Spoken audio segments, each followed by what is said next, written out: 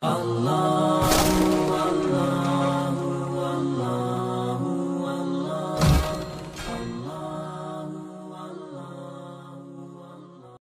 പ്രസംഗിക്കാൻ പോയപ്പോ അവിടെയുള്ള സാധാരണക്കാരനായ ഒരു മലയാളിയുടെ കുടുംബത്തിൽ റൂമുകളിൽ താമസിച്ച എനിക്കറിയാം, അവരെ കാലണ ചെലവാക്കുമ്പോ മനുഷ്യരെ കണ്ണിന്ന് ചോര പൊടിയണം. ആ സങ്കടം അവരവിടെ സഹിക്കുന്നത്. കുതിച്ചു പായുന്ന കാറുകൾക്കിടയിലൂടെ ബൈക്കുകളിൽ പിസയുമായി കയറി ചെന്ന് 10ഉം 12ഉം നില കാലുകളെ കൊണ്ട് കയറി ഒരു പിസ ഡെലിവറി ചെയ്ത് 100 രൂപ സമ്പാദിക്കുന്നവന്റെ ഭാര്യ, അല്ലെങ്കിൽ ചുട്ടുപൈത്ത മണലാരണ്യത്തിൽ നിർമ്മിക്കപ്പെടുന്ന ബിൽഡിംഗിന്റെ മുകളിൽ ആ ചൂടും ചൂരും സഹിച്ച് ചോര നീരാക്കുന്നവന്റെ ഭാര്യ ഒരു കാലണ അയച്ചു തരുമ്പോഴേ അത് ചെലവാക്കുമ്പോൾ ചിന്തിക്കണം, ആ ഭർത്താവിന്റെ ചോരയാ ഞാൻ നീരാക്കുന്നത്, ആ നീരാ ഞാൻ ചെലവാക്കുന്നത്. ആ രീതിയിൽ ഭർത്താക്കന്മാർക്ക് അവകാശപ്പെട്ടതല്ലേ? അള്ളാന്റെ തിരുദൂതനോട് സഹാബാക്കൾ ചോദിച്ചു, പ്രവാചകരെ, ആരാ നല്ല ആണ്? ചില ആണുങ്ങളും തെറ്റിദ്ധരിച്ചിട്ടുണ്ട്, നല്ല ആണാവാന്ന് പറഞ്ഞാൽ കപ്പട മീശ, സിക്സ് പാക്ക് ബോഡി, 6 ശമ്പളം, ഒരു മിന്നുന്ന വാഹനം, ഓനിങ്ങനെ പവറാക്കി നടക്കുക. ആണിന്റെ വില നാട്ടിലല്ല. നാട്ടിലെ കുറെ പെണ്ണുങ്ങളെ മനസ്സിൽ വില ഉണ്ടാവും ചില ആണുങ്ങൾക്ക്. പക്ഷെ വീട്ടിലെ കെട്ടിയ പെണ്ണിന്റെ മനസ്സിലോ കാലണന്റെ വിലയുണ്ടാവില്ല. അതൊരു ഉദാഹരണമായിട്ട് പറഞ്ഞുതരാം. ഒരു കല്യാണ വീട്ടിക്ക് ചെന്ന് മക്കളെ എടുത്തു. ആ വീട്ടിലെത്തിയപ്പം മോനിങ്ങനെ പെണ്ണുങ്ങളെ മേൽമെന്ന് കരയാൻ തുടങ്ങി. 1.5 വയസ്സായിട്ടേ ഉള്ളൂ. ഓനിങ്ങനെ ചീർന്നത് കണ്ടപ്പം ചില വിയാപ്ലാരുണ്ട്, അതുവരെ മക്കളെ എടുത്തിണ്ടാവില്ല, പൊരേന്നിറങ്ങി കല്യാണപ്പുര വരെ തൊട്ടിട്ടുണ്ടാവുകയല്ല. അപ്പൊ സുജായിയായിട്ട് മുമ്പിൽ നടന്നതാ. കല്യാണപ്പുരന്ന് കരയുന്നത് കാണുമ്പോ ഓനങ്ങ് വന്ന്, കാരണം എന്താ, ബാക്കിയുള്ള ആൾക്കാരൊക്കെ ഓനങ്ങനെ നോക്കണുണ്ട്, എന്താ അല്ലേ അത് എല്ലുന്നുള്ള കോലത്തില് ചെന്ന് കുഞ്ഞനങ്ങോട്ട് എടുത്ത് ഓനൊന്ന് സമാധാനിപ്പിച്ച് 2 അടി അങ്ങോട്ട് നടക്കുമ്പോ ഇത് കണ്ട വേറെ ചില ഇതേ പിയാപ്പിളാരെ ഭാര്യമാര് വേറെ ഉണ്ടാവും. അവര് പെണ്ണിന്റെ അടുത്ത് വെച്ച് പറയും, എന്റെ ഒരു ഭാഗ്യം, എന്റെ പിയാപ്പിളൊക്കെ മക്കളെയൊക്കെ എടുക്കില്ലേ. അവസാനം ഓളിത് കേട്ട് ഒരക്ഷരം ഉണ്ടൂല. രാത്രി വീട്ടിക്ക് വന്നിട്ട് പറയും, നിങ്ങള് മോൻ നിഴൽച്ചപ്പോ കുഞ്ഞിനെ എടുത്തു പോയില്ലേ? അപ്പൊ എന്റെ ഒപ്പരം പഠിച്ച ജമീല പറയാണേ, നിങ്ങൾ എന്ത് നല്ല പിയാപ്പിളയാ, എന്റെ പിയാപ്പിള മക്കളെയൊക്കെ എടുക്കൂലേ. എന്നിട്ട് ഓളെന്നെ ഒന്ന് ചിരിച്ചിട്ട് പറയും, നിങ്ങളെ പെങ്കിയല്ലേ അറിയൂ. അതാണിന്റെ വില. ഒരാണിന്റെ വില വീട്ടിലാ. എന്റെ വില എന്റെ ഭാര്യ എനിക്കിടുന്ന വിലയാണ്. ആ വില ഓൾ ഏറ്റവും കൂടുതൽ ഇട്ടിട്ടുണ്ട്. അള്ള പറയാ, അള്ളാന്റെ കണ്ണിൽ ഈ ആണ്.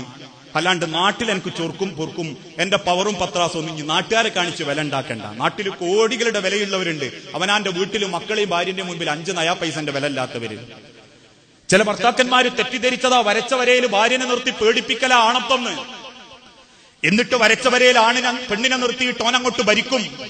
ഒരാണ് വിലയുണ്ടാക്കേണ്ടത് കെട്ടിയ പെണ്ണിന്റെ മനസ്സിലാ. സ്നേഹം കൊണ്ടും സംരക്ഷണം കൊണ്ടും കാരുണ്യം കൊണ്ടും ഒരു പെണ്ണിന് അത് ഉണ്ടാക്കിയെടുക്കാൻ പറ്റണം. അതിനാണുങ്ങൾ കുറെ ക്ഷമിക്കേണ്ടി വരും.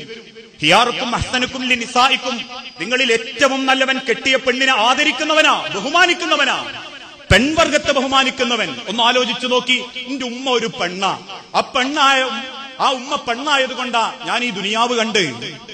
അതുകൊണ്ട് തന്റെ പെണ്ണിനെ ബഹുമാനിക്കണം. അതൊരു കഥയിലൂടെ ലോകത്തിന്റെ തിരുദൂതന്റെ കാലഘട്ടത്തിലെ പണ്ഡിതന്മാര് പഠിപ്പിച്ചിട്ടുണ്ട്.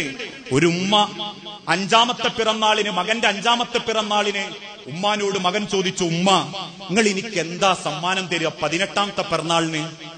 ഉമ്മ ഒന്ന് ഞെട്ടിയിട്ട് പറഞ്ഞു, മോനെ അന്ന് എനിക്ക് ഏറ്റവും ഇഷ്ടപ്പെട്ട എന്താണോ അതെന്റെ ഉമ്മ എനിക്ക് തരും. 17ാമത്തെ വയസ്സിൽ ആ കുട്ടി പെട്ടെന്ന് ബോധം കെട്ടു വീണു. പരിശോധിച്ച ഡോക്ടർമാർ വിധി എഴുതി, കുട്ടിയുടെ കരൾ നഷ്ടപ്പെട്ടിട്ടുണ്ട്, മാറ്റിവെക്കണം. മാസങ്ങളോളം ആശുപത്രിയിൽ കടന്നു. 18ാമത്തെ പിറന്നാളിന് വീട്ടിൽ വന്നു മകൻ. വീട് മൊത്തം ഉമ്മനെ തെരഞ്ഞു സമ്മാനത്തിന്. അവസാനം ഉമ്മയെ കാണാതായപ്പോ കിടക്കയിൽ വന്നിരിക്കുന്ന മകന്റെ കയ്യിലേക്ക് വാപ്പൊരു എഴുത്തു കൊടുത്തു.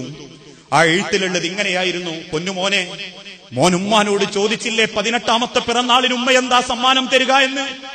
എന്നാൽ നീ അറിഞ്ഞ മോനെ, നിന്റെ നെഞ്ചിൻ കൂടിലുള്ള കരള് അത് ഉമ്മാന്റെ കരളാണ് മോനെ. അതാണ് മനുഷ്യരെ പെണ്ണ്. സഹിക്കാനാവാത്ത വേദനയാണെന്നറിഞ്ഞിട്ടും ഗർഭം ധരിക്കുന്ന പെണ്ണ്.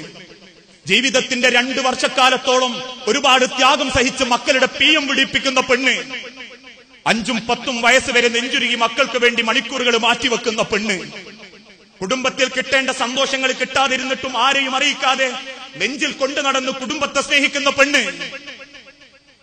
ആണിൽ നിന്നും ആണിൽ നിന്നും കിട്ടുന്ന ക്രൂരതക്കനുസരിച്ച് ഏതെങ്കിലും ഒരു പെണ്ണ് സ്വന്തം ആണിനോട് ക്രൂരത ചെയ്യാൻ താല്പര്യപ്പെട്ടിരുന്നെങ്കിൽ ലോകത്ത് ഒരു കുടുംബത്തിലും ഒരു നല്ല പെണ്ണിനെ കാണാൻ സാധിക്കൂലായിരുന്നു. പക്ഷെ അതൊക്കെ ക്ഷമിച്ചും സഹിച്ചും സ്ത്രീകൾ സഹിക്കുമ്പോ അള്ളാന്റെ തിരുദൂതൻ പഠിപ്പിക്കുക, നിങ്ങളിൽ ഏറ്റവും നല്ലവൻ ആരാ? കെട്ടിയ പെണ്ണിനെ ബഹുമാനിക്കുന്നവനാ.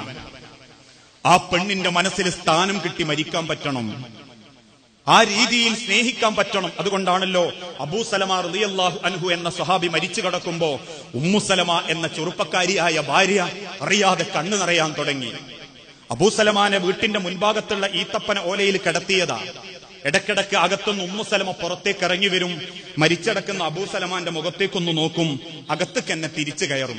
2-3 തവണ ഉമ്മു സലമ അത് ചെയ്യുന്നത് കണ്ടപ്പോ കണ്ടു നിൽക്കുന്ന ചില സഹാബാക്കളും വനിതകളും പറഞ്ഞു, എന്താ ഉമ്മു സലമ, നീ ക്ഷമിക്ക്, എനിക്ക് ഇതിലും നല്ലൊരു പടച്ചോൻ തരാൻ വേണ്ടി പ്രാർത്ഥിക്ക്. ഇത് കേട്ട സെക്കൻഡിൽ അകത്തു നിന്നും പുറത്തേക്ക് ഓടി വന്ന് മരിച്ചു കിടക്കുന്ന അബൂ സലമ എന്ന ഭർത്താവിനെ നെഞ്ചിലേക്ക് അമർത്തിപ്പിടിച്ച് കരഞ്ഞുകൊണ്ട് ഉമ്മു സലമ അപ്പറഞ്ഞ സ്ത്രീകളുടെ മുഖത്ത് നോക്കി ചോദിച്ചു, വബദിൽനി ഖൈറൻ മിൻഹ, ഇതിലും നല്ലത് പടച്ചോൻ എനിക്ക് തരാനോ? ഇതിലും നല്ലത് അള്ളാഹ് എനിക്കെന്ത് തരാനാ? ഒരാണിന്റെ വിലയാണത്, കെട്ടിയ പെണ്ണിന്റെ മനസ്സിലെ വില. മരിച്ചു കിടക്കുന്ന ആണിന്റെ കണ്ണിലേക്ക് നോക്കി ഒരു പെണ്ണിന്റെ നെഞ്ചകമൊന്ന് പൊള്ളിയിട്ടുണ്ടെങ്കിൽ അതാണ് ആണുങ്ങളെ നിങ്ങൾക്കുണ്ടാവുന്ന വില. അല്ലാണ്ട് പവറിലും പത്രാസിലും വീട്ടിന്റെ വലുപ്പത്തിലും ചെയ്തു കൊടുക്കുന്ന പോരിശയിലും അല്ല ആണിന്റെ വില. ചില ആണുങ്ങൾ പറയുന്ന മാതിരി, ഓക്ക് എന്ത് കുറവാ ഞാൻ വരുത്തി, ആഴ്ചക്കാഴ്ചക്ക് വാങ്ങിക്കൊടുക്കല്ലേ, തിന്നാൻ കൊടുക്കല്ലേ, കൊടുക്കാൻ കൊടുക്കല്ലേ, പിന്നെ ഓളോട് ഞാൻ എന്താ ചെയ്യേണ്ടത്? സ്നേഹ. തിന്നാൻ കിട്ടിയിട്ടില്ലെങ്കിലും പെണ്ണിന് സ്നേഹം കിട്ടിയാ മതി. അതുകൊണ്ട് ആ തിരുദൂതൻ പഠിപ്പിച്ചതും പെണ്ണിന് വേണ്ടിയത് സ്നേഹ. അവളുടെ സങ്കടങ്ങൾ നിങ്ങൾ അറിയുന്നുണ്ട് എന്നുള്ള തോന്നലുകളാ, അവള് സംസാരിക്കുന്ന നിങ്ങൾ കേൾക്കാനിരിക്കുന്നുണ്ട് എന്നുള്ള ഒരു തോന്നലാ. അതുണ്ടായാ കഴിഞ്ഞ് എന്റെ കഷ്ടപ്പാട് നിങ്ങൾക്ക് അറിയോ? അപ്പൊ നമ്മൾ പറയാ, എനിക്കറിയാണ്ടിരിക്കോ പെണ്ണെ, എന്റെ വേജാറ് എനിക്ക് അറിഞ്ഞൂടെ, ഈ കുടുംബത്തിന് വേണ്ടി ഇത്രയും സങ്കടാകുന്നുണ്ട് എന്ന്. എന്നാ പിന്നെ ഒരു അക്ഷരോട് മുണ്ടൂല. എന്താ? ഒക്കെ മനസ്സിലായി, പിയാപ്ലഞ്ഞ മനസ്സിലാക്കുന്നുണ്ട്. എന്നാ നിങ്ങൾക്കറിയോ എന്റെ ബേജാറ്? എനക്ക് മാത്രമേ ബേജാറുള്ളൂ, എനിക്കില്ലേ എന്ന് തിരിച്ചു പറഞ്ഞാൽ പിന്നെ അതിനെ ജയിക്കാനുള്ള വർത്താനാവും, പിന്നെ അവിടെ തോൽപ്പിക്കാനുള്ള വാശിയാവും. പിന്നെ അതിന്റെ പേരിൽ എന്റെ പെണ്ണുങ്ങൾ എന്ന് പറഞ്ഞ പൊരക്ക് ചെല്ലാൻ തോന്നൂല, വാ തുറന്നാല് അതുകൊണ്ട് വേറെ പെണ്ണുങ്ങളുടെ അടുത്തേക്ക് പോകും. ആരാ ഇവിടെ കുറ്റവാളി? കൊടുക്കേണ്ട സ്നേഹം കൊടുക്കാത്ത ഭർത്താക്കന്മാരാ കുറ്റവാളി. അതാണ് അള്ളാഹ് പറഞ്ഞതും, വജഅല ബൈനക്കും മവദ്ദത്തൻ വറഹ്മ, നിങ്ങൾക്കിടയിൽ സ്നേഹവും കരുണയും അള്ളാഹ് നിക്ഷേപിച്ചിട്ടുണ്ട്. അത് കെട്ടിയ പെണ്ണിനോട് കാണിക്കാനാ, വേറെ പെണ്ണുങ്ങളോട് കാണിക്കാനല്ല. പ്രത്യേകിച്ച് ഇന്നത്തെ കാലഘട്ടത്തിൽ മരം കയറാൻ അറിയുന്ന കുരങ്ങന്റെ കയ്യിൽ പൂമാല കിട്ടിയ മാതിരിയാ മൊബൈൽ ഫോണ്. ഒരു ഹായോ കൂയോ കണ്ടാൽ പിന്നെ കുടുംബത്തിന്റെ അടിവേറിറങ്ങി എന്ന് തോന്നിയാൽ മതി. ആ രീതിയിൽ സ്വന്തം പെണ്ണിനെ വഞ്ചിക്കുമ്പോ പുരുഷന്മാര് കെട്ടിയ പെണ്ണിനെ വഞ്ചിക്കൽ ആണത്തത്തെ പണയം വെക്കല. പെണ്ണിന് മാത്രല്ല ചാരിത്രശുദ്ധി, ആണിനുണ്ട് ചാരിത്രശുദ്ധി. നിന്റെ പെണ്ണുങ്ങൾക്ക് ചാരിത്രശുദ്ധി ഉണ്ടാവണമെന്ന് വാശി പിടിച്ചാ പോരാ, നിന്റെ ഔറത്ത് കണ്ടത് നിന്റെ പെണ്ണുങ്ങൾ മാത്ര. അതുകൊണ്ട് തന്നെ കെട്ടിയ പെണ്ണിനെ വഞ്ചിക്കാതെ മനസ്സ് തുറന്ന് സ്നേഹിച്ച് അവളോട് മാന്യതയോടെ പെരുമാറുന്ന ആണാവണം. അതാ കുടുംബത്തിൽ ചെയ്യേണ്ടി. എന്നാ പട്ടിണിയാണെങ്കിലും സ്നേഹം ഉണ്ടാവും കുടുംബത്തില്, തിന്നാൻ കിട്ടിയിട്ടില്ലെങ്കിലും സമാധാനം ഉണ്ടാവും കുടുംബത്തില്. ഇന്ന് നമുക്കെല്ലാം ഉണ്ട്. നേരത്തെ ഉദ്ഘാടന പ്രസംഗത്തിൽ അദ്ദേഹം പറഞ്ഞ മാതിരി വലിയ വീട്, കാറ്, വാഹനം, വീട്, എല്ലാ സൗകര്യം, അതായത് മൊസൈക്കിന്റെ തറ മുറ്റം വരെ ഇന്റർലോക്ക് ചെയ്തു. ഉള്ളിലുള്ളതോ എപ്പമാണെങ്കിലും പൊട്ടിത്തെറിക്കാവുന്ന ഒരു അഗ്നിപർവ്വതായ നമ്മളെ ജീവിതം. ഒരു രാത്രി പോലും സമാധാനത്തോടെ കിടന്നുറങ്ങാൻ പറ്റണില്ല. ഒരാഴ്ചയിൽ പോലും ഇസ്ലാം പഠിപ്പിച്ച ഒരു ചുംബനം കെട്ടിപ്പിടിക്കൽ നടക്കാൻ പറ്റും.